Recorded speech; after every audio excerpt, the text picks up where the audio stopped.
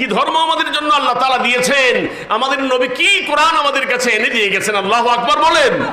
কত বড় নিয়ামত, কোরআনের নিয়ামত। এই কোরআন থেকে আমরা দূরে সরে গেছি, কথা কোন ঠিক কিনা?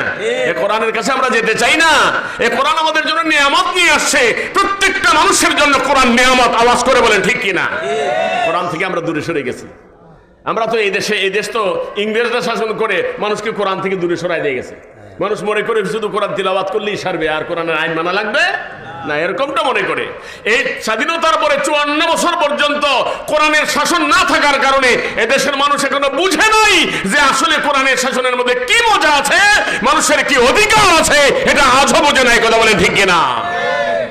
এখন আমরা চাই সামনের নির্বাচনে আল্লাহ তাআলা এই জমিনের মধ্যে কোরআনের শাসন কায়েম করে দেখ। চাই কি চাই না? আপনারা চান কি চান না?